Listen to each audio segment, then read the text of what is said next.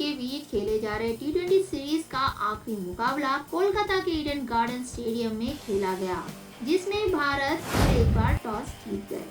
बतौर सिक्का भारत के पक्ष में गिरा और इस बार ओपनिंग करने उतरे रोहित शर्मा और ईशान किशन और भारत को शानदार शुरुआत मिली। मैच की शुरुआत में रोहित शर्मा ने बैक टू बैक बाउंड्रीज लगाया था और जिस तरह रोहित शर्मा ने पारी की शुरुआत की थी, उसी तरह ईशान किशन भी अपनी पारी की शुरुआत चौके से किए और दोनों सलामी बल्लेबाज लेफ्ट हैंड और राइट हैंड ने कमाल की बल्लेबाजी करके 5 ओवर खत्म होने तक 50 रनों की साझेदारी पूरी कर दिए थे। लेकिन 7वें ओवर की दूसरी गेंद पर न्यूजीलैंड को पहली सफलता हाथ लगी थी ईशान किशन के रूप में। वे अतिरिक्त उछाल के कारण कैच आउट हुए और वे अच्छी पारी खेलकर 21 गेंदों में 29 रन बनाकर पेविलियन लौट गए थे। उनके बाद उतरे थे सूर्य कुमार यादव, वे बिना खाता खोले ही पेविलियन लौट गए। उनके बाद उतरे ऋषभ पंत। शायद भारत यहाँ पर भी लेफ्ट हैंड और राइट हैंड कॉम्बिनेशन को देखना चाहते थे।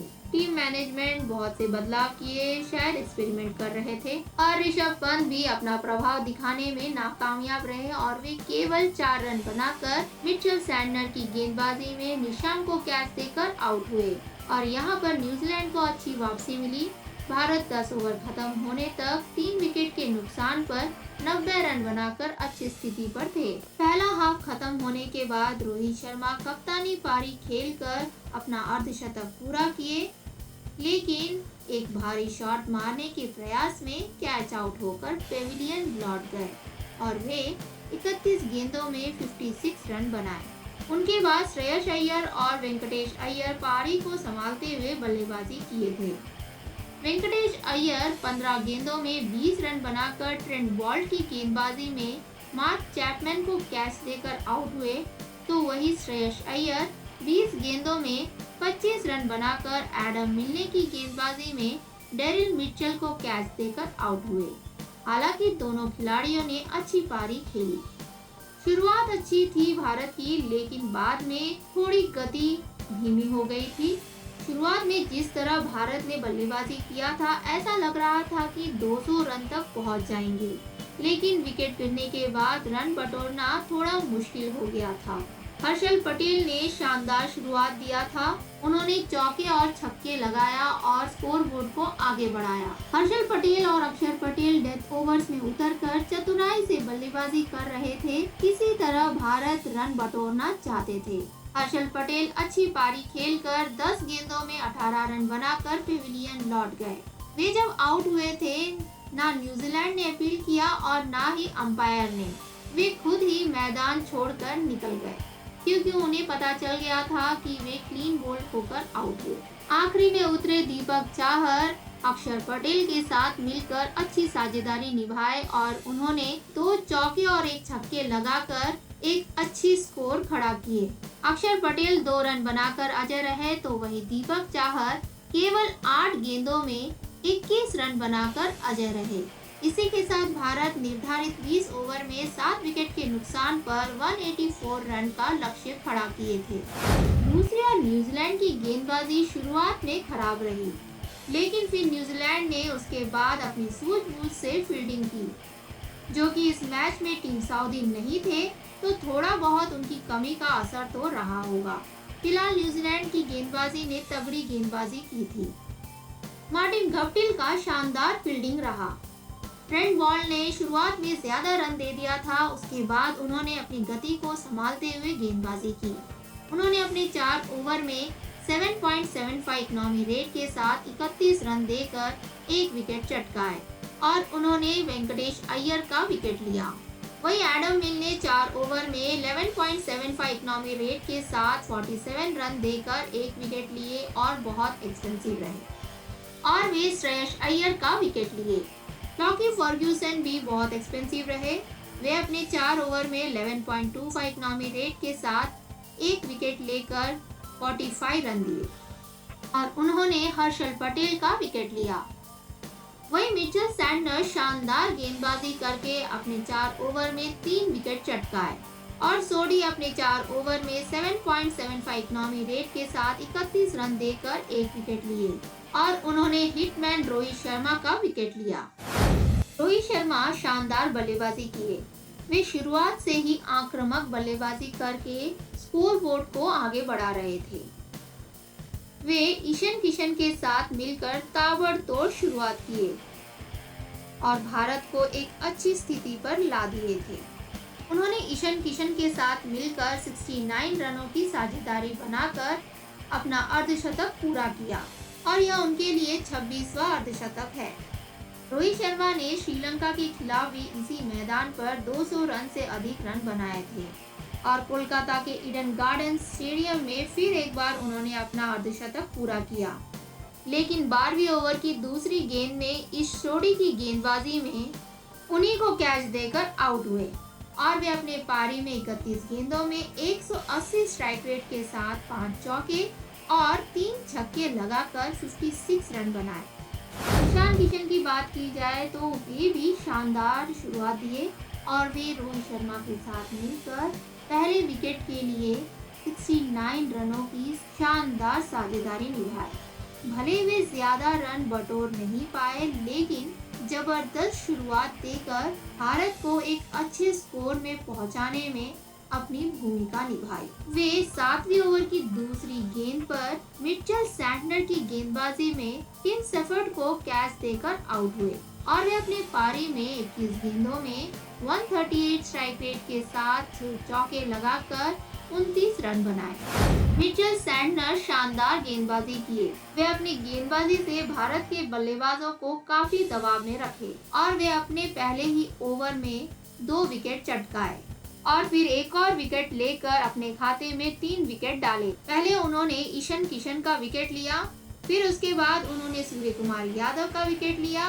और फिर आखिरी में उन्होंने ऋषभ पंत का विकेट लिया। वे अपने 4 ओवर में 6.75 इकोनॉमी रेट के साथ 27 रन दिए।